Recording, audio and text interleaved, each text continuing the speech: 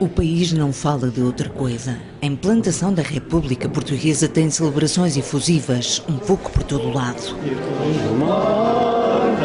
Os heróis do mar, o nobre povo, a nação valente e imortal, celebra os 100 anos da República Portuguesa, também na cidade do Sabugal.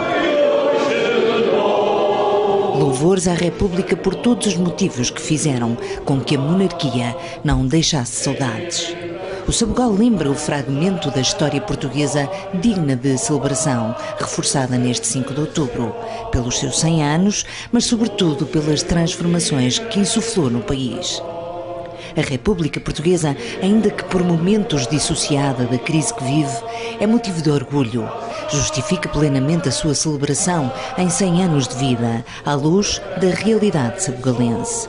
Também aqui no Sabugal, o município quis associar-se às comemorações do 5 de outubro e aqui há uns meses o Presidente Engenheiro Robalo solicitou-me se eu poderia colaborar na Comissão Municipal para a celebração do Centenário da República.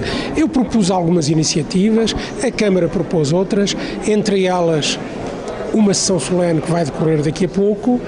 Esta exposição, que me parece que tem, com as limitações óbvias do interior do país, tem, no entanto, uma série de documentação relativa à República, mas também relativa ao Conselho, como sejam as atas de instalação da Câmara Municipal Republicana 8 dias depois do 5 de outubro. Já uma comissão de cidadãos republicanos estava a fazer a instalação da Câmara Municipal Republicana. Esses documentos estão por aqui na exposição. Há uma série de outra documentação interessante, iconográfica, documental, bibliográfica. É essa a intenção.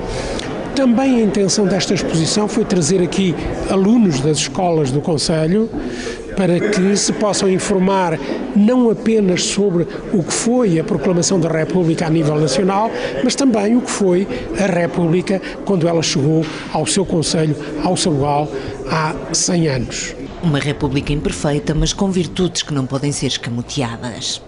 Há pouco eu ouvi alguém dizer na televisão que a República teve muitos insucessos e fracassos. Eu acho que sim, não há revoluções perfeitas, nem regimes perfeitos. Fica sempre tudo muito aquém das intenções. Mas talvez aquilo que de melhor a República nos trouxe foi um espírito de modernidade, o espírito que levou a República a apostar seriamente em duas vertentes, a educação e a saúde. Nós tivemos, durante a Primeira República, a fundação de inúmeros hospitais, a fundação de 2 universidades. Lembremos que apenas havia a Universidade de Coimbra e a República funda a Universidade de Lisboa e a Universidade do Porto. Há ainda que lembrar que Portugal era um país de analfabetos em 1910, mais de 70% da população portuguesa era analfabeta. A República apostou bastante na alfabetização, não conseguiu fazer tudo.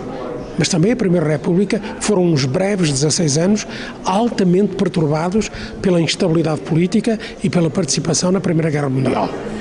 Há um outro aspecto que a República não conseguiu realizar, o sufrágio universal estendido às mulheres, por exemplo. Mas onde é que isso existia? Eu quero lembrar que apenas havia 2 outras repúblicas na Europa de 1910. Era a República Francesa e a República Suíça. Não havia mais repúblicas. E quanto ao sufrágio universal, ele apenas existia na longínqua Austrália e na longínqua Nova Zelândia.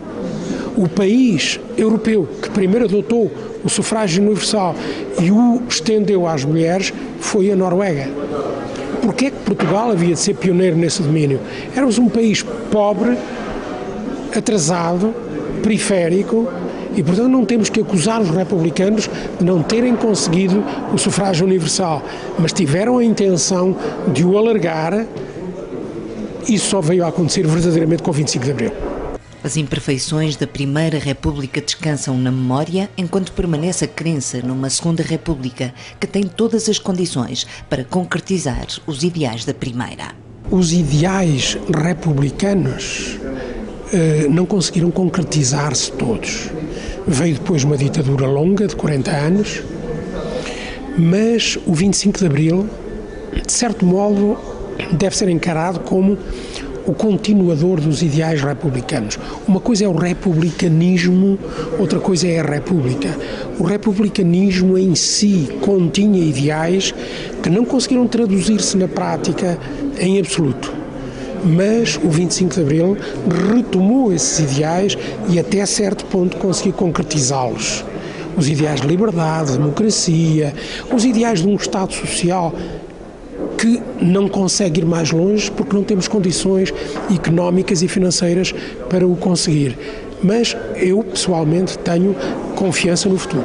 Estou convencido que ultrapassaremos as dificuldades do presente e conseguiremos levar mais longe os tais ideais republicanos.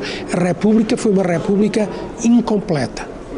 Mas esta segunda República que estamos a viver, penso que conseguirá realizar mais completamente esses ideais. O Sabugal não encerra aqui as comemorações do primeiro centenário da República Portuguesa. Muito há para concretizar na efeméride. Vamos ter aqui uma série de outros eventos. No dia 9 vamos ter uma palestra do professor Rui Vieira Neri, musicólogo, que nos vai falar da música na República, e haverá depois um concerto pela banda da Bendada. No dia 30 será talvez o culminar das comemorações com uma sessão onde teremos o prazer de ouvir 3 palestras, uma do professor Manuel Braga da Cruz, reitor da Universidade Católica, que nos vai falar sobre a Igreja e o Estado na Primeira República, um tema sempre polémico. Espero bem que as pessoas compareçam nessa sessão, porque certamente vão gostar de ouvir o professor Manuel Braga da Cruz, que é um especialista nessa área.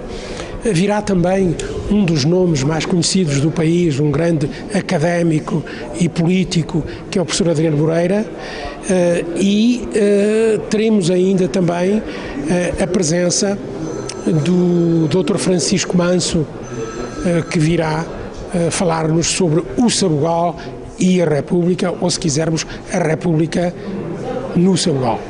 No Sabugal defende-se que o mais importante é destacar um facto de há 100 anos com o debate dos valores que lhe são imputados. Neste 5 de outubro é importante para nós pormos em destaque um facto ocorrido há 100 anos, mas acima de tudo pôr em debate os valores da República.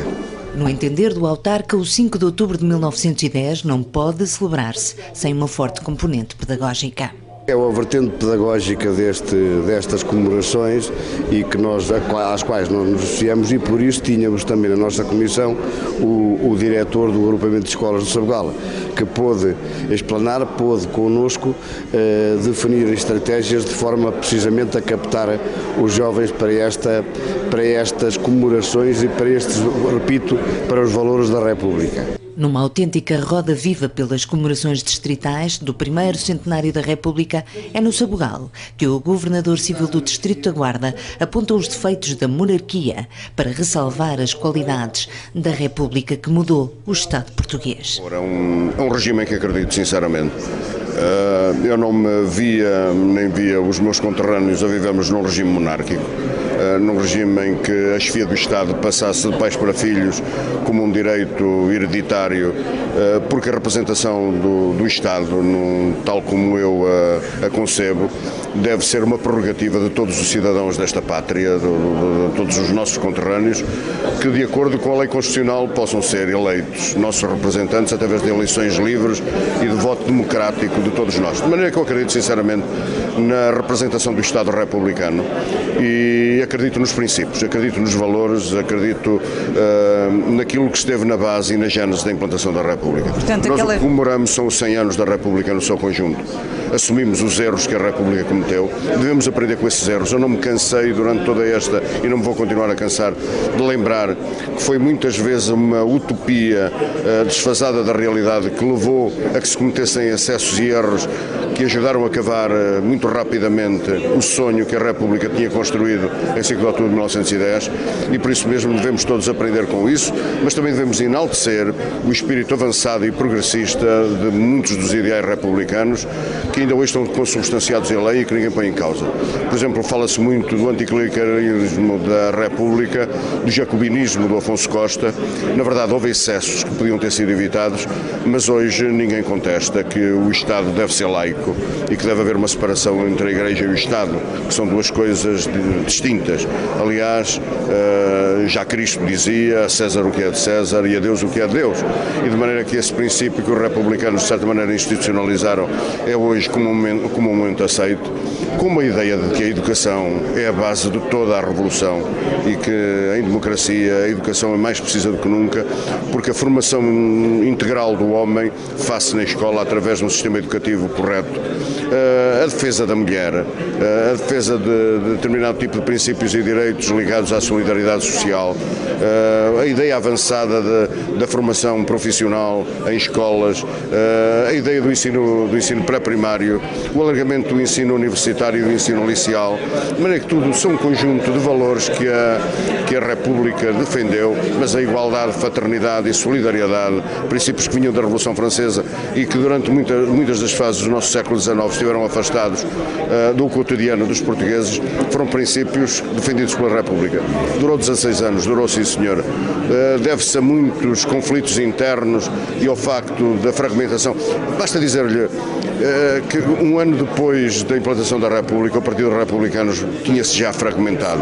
Isto é, muitos intelectuais da República não souberam conviver com a realidade e com o exercício do poder. Ora, essas lições devemos-las todas aprender para que a nova República, esta segunda República, nascida do 25 de Abril em liberdade e em democracia, não cometa os mesmos excessos nem os mesmos erros que conduziram ao fim da Primeira República em 1926. A alfabetização trazida pela República a um país com uma elevadíssima taxa de iletrados está no cerne das críticas à monarquia, vencida em 1910. No dia em que o governo português inaugura mais 100 edifícios ao serviço da rede escolar, o representante do governo no distrito acredita que o 5 de outubro já conseguiu passar a mensagem da República Portuguesa aos mais novos. Estamos a alcançar o objetivo que tínhamos. Eu estou absolutamente convencido que, chegando ao fim do ciclo de comemorações, todos os jovens do Distrito da Guarda, da escola primária até ao 12º ano, vão saber, os do Instituto Politécnico, vão saber que 5 de outubro equivale à implantação da República e que a implantação da República é um regime em que Portugal vive e também que vão saber cantar o hino nacional, que era uma coisa que me fazia uma certa espécie, como é que não se pode saber de cor um dos símbolos da pátria, que é o hino nacional. Não havia melhor maneira de comemorar o 5 de outubro do que com a inauguração de 100 escolas. Porque, na verdade, o maior tributo que nós podemos prestar à República foi o facto de ter sido a República que nos veio dizer que um país com 95% das mulheres analfabetas ou 85% dos homens era um país condenado a uma vida de miséria, que era, ao fim e ao cabo, a vida que nós tínhamos em 1910. E a República trouxe a ideia. Olha, basta dizer-lhe, durante a monarquia não havia sequer Ministério da Educação ou da Instrução Pública. O Ministério da Instrução Pública foi criado pela República. Havia apenas uma universidade e na universidade que havia, que era a Universidade de Coimbra, não havia sequer uma faculdade de letras, havia uma faculdade de teologia, isto é, misturava-se o ensino público com o ensino religioso. A República veio a criar a Universidade de Coimbra, ao lado da Universidade de Coimbra, a Universidade do Porto e a Universidade de Lisboa, onde se formaram mais médicos. Olha, ainda aqui foi referido pelo orador que citou, que para ele uma das maiores surpresas foi o avanço da medicina em Portugal e feito pela República, o avanço dos cuidados médicos prestados à população, que era uma coisa praticamente inexistente antes. E de maneira que eu acho que há uma grande dignidade nestas comemorações da República, não há excessos. Isto é, ao contrário do que hoje ouvi dizer do representante da causa monárquica, que estava a gastar rios de dinheiro com a implantação, eu acho que não vejo excessos em lado nenhum, vejo muita participação cívica, vejo muita vontade de alguma forma nos ligarmos a um facto histórico, porque estes foram na verdade os 100 anos da história de Portugal mais ricos e de maneira que valeu a pena fazer estas comemorações, não como um ato político, mas um ato de cultura. E um povo que celebra a cultura, celebra-se a si próprio. Objetivos alcançados pela República nestas comemorações que no Sabugal também ficam marcadas pela apresentação desta serigrafia comemorativa da autoria do ilustrador sabugalense Manuel Morgado, a quem não faltou inspiração e regozijo. Sinto um orgulho enorme, não é? Como sabugalense e com o prazer que tive em fazer esta ilustração para o Sabugal. Como é que se sente a República Portuguesa, nomeadamente nesta serigrafia, nesta inspiração? Como sinto a República Portuguesa? Sim. Sinto-a com muito ainda para dar, não é? Apesar dos 100 anos que tem, com um bom aspecto e basicamente é isso, ainda há muita história da República para a frente, não é? Foi fácil arranjar inspiração para criar esta serigrafia, Manuel? Como lhe disse, eu sou profissional nesta área de ilustração. O fácil é um bocado relativo. Eu faço, como profissional que sou, é um trabalho, sou obrigado a ter inspiração e consegui fazer este resultado final. Mas deu-lhe prazer? Claro que deu, para a minha terra dá-me sempre prazer. O Sabugal, concentrado nas ocorrências de 5 de outubro de 1910, nas comemorações do primeiro centenário da República Portuguesa, há reflexões e documentos que exaltam a importância da data, neste caso, para o Sabugal.